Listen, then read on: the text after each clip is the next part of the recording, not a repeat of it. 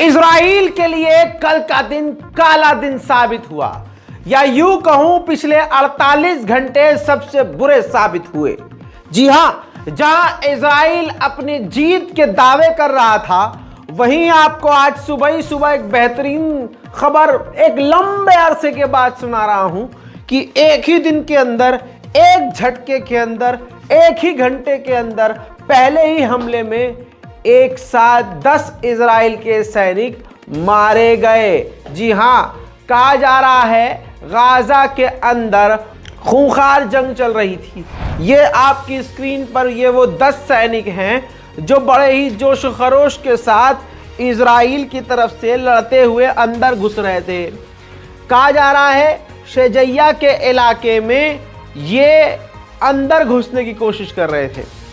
अचानक पहले से ही घात लगाए बैठे गाजा के लड़ाकों ने इन पर ताबड़तोड़ हमला कर दिया।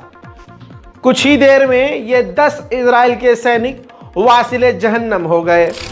दोस्तों, ये पूरी सरकारी रिपोर्ट है इजराइल की, ये देख लीजिए।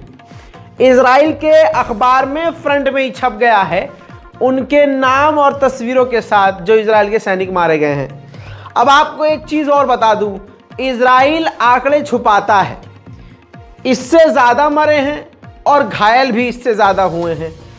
10 तो मारे गए हैं, घायल कितने हैं वो आप अंदाजा नहीं लगा सकते। गोरिल्ला वार में बुरी तरह से इजराइल को नुकसान हो रहा है, लेकिन यह बात इतनी आसानी से इजराइल एक्सेप्ट नहीं करेगा।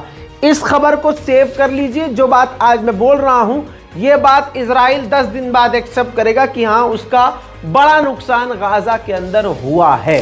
वहीं 19वीं इंटरनेशनल मुस्लिम फोरम की एक मीटिंग हुई है रशिया के अंदर। जी हां, जिसके अंदर ये मांग रखी गई, तमाम मुस्लिम संगठन, बड़ी बड़ी संस्थाएं थीं और व्लादिमीर पुतिन के द्वारा, रूस की सरकार के द्वारा इन मुस्लिम संस्थाओं को मान्यता प्राप्त है।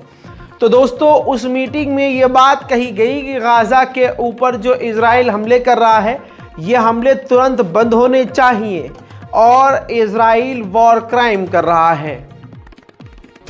वहीं मेरे दोस्तों, सऊदी अरब और ईरान के विदेश मंत्री ने जिनेवा में मुलाकात की है और ये मुलाकात ज़रूरी है और बेहतर है 2 वजह से। एक तो इलाके में अपनी दोस्ती को मजबूत इससे करेंगे और साथ ही अमेरिका के खिलाफ मजबूत होंगे। जहां ऐसा लग रहा था कि हिजबुल्लाह को मिटाने की, लेबनान को फना करने की धमकी सुनने के बाद हिजबुल्लाह पीछे हटेंगे, ऐसा नहीं हुआ।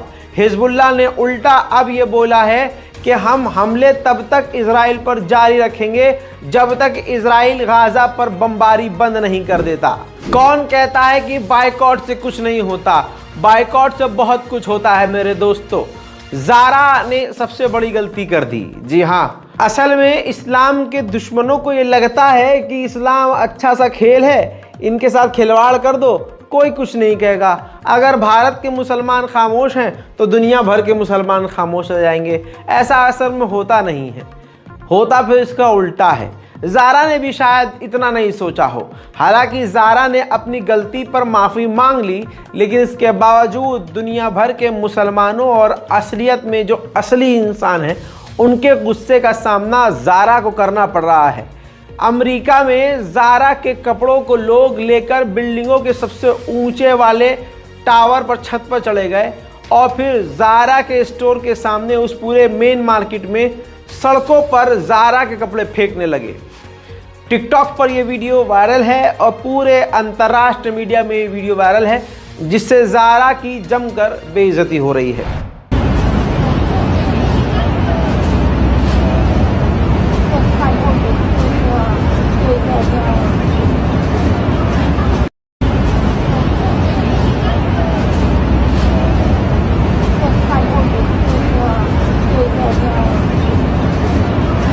उधर इजराइल के विदेश मंत्री ने कहा है कि गाजा की जंग जारी रहेगी।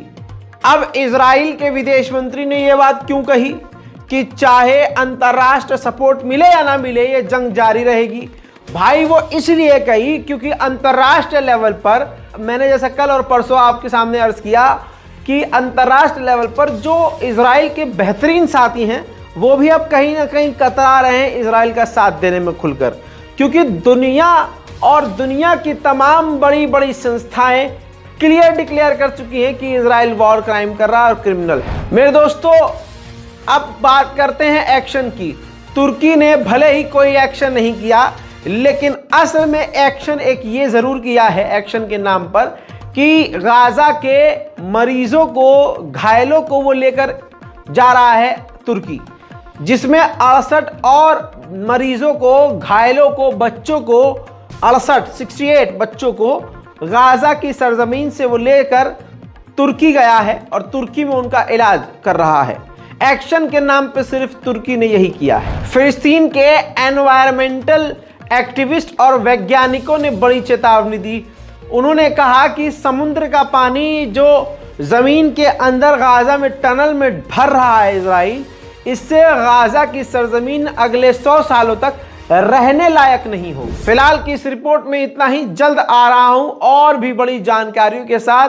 तब तक के लिए इस वीडियो को शेयर कीजिए, इस वीडियो के लिंक को कॉपी कीजिए, तमाम अपने दोस्तों और रिश्तेदारों तक भेजिए।